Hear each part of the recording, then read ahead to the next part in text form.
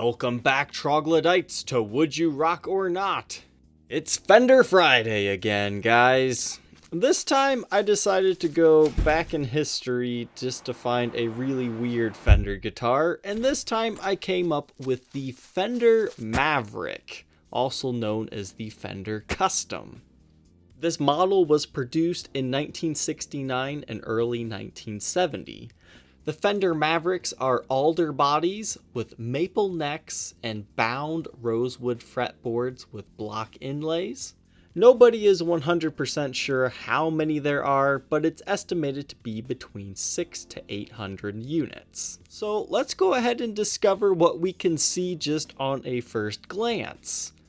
We have a really weirdly shaped body. Like, the top half seems a little bit traditional for an offset Fender, but the bottom has just gone crazy.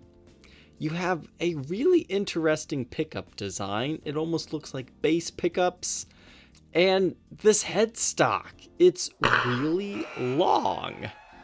So let's go ahead and dive into this guitar and figure out its history. Before we can learn more about this guitar, we need to talk about this one first.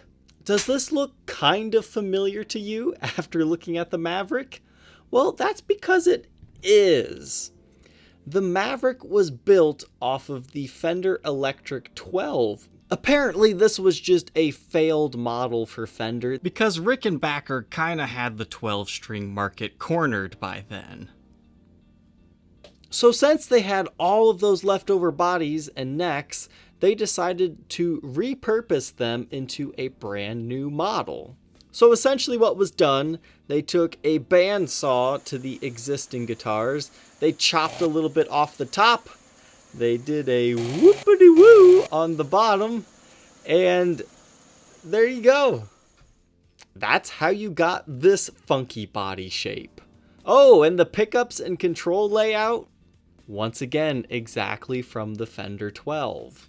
They are controlled with a 4-way rotary switch that consists of a neck out of phase, bridge, and bridge out of phase positioning with what appears to be a master volume and a master tone and a single output jack on the front.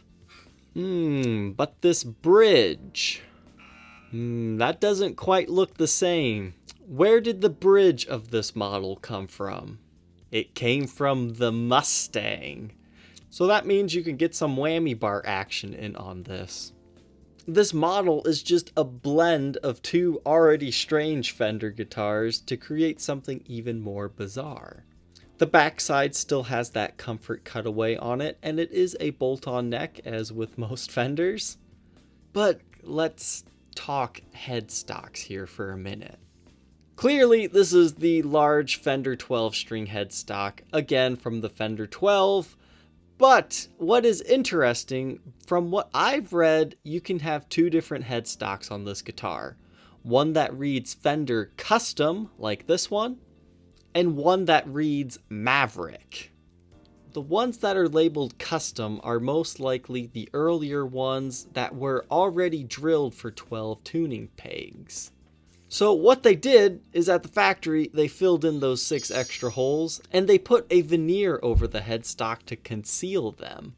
So that makes the Fender Custom a little bit more desirable in my eyes because, hey, it's even worse off than the Mavericks. But for me personally, I think the Fender Maverick logo looks really cool. It's kind of edgy. It matches the headstock. Whereas Fender Custom, it almost looks like a classy jazz guitar somehow, even with that ridiculous headstock. So overall, it is a blend of two very interesting guitars into something that became a part of Fender history. And honestly, I think this body shape was just before its time. This almost looks like something that BC Rich or Minerick would make today. During the same time that this was produced, there was another model that was made that I feel has an even cooler name, but I think we'll save that for another day. The only thing left to do is hear how one of these monstrosities sound.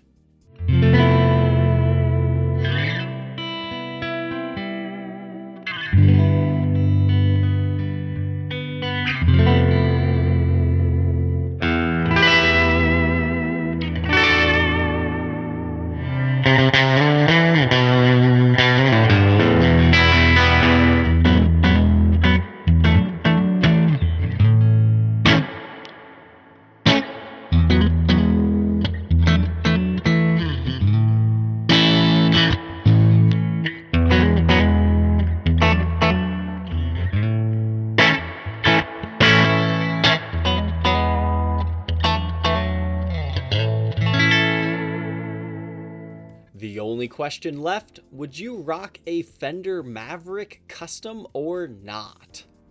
Leave your answer down in the comments section below. Don't forget to like, comment, and subscribe. Share the video with a friend who you think would enjoy it. And we will see you tomorrow on the next episode. Take care.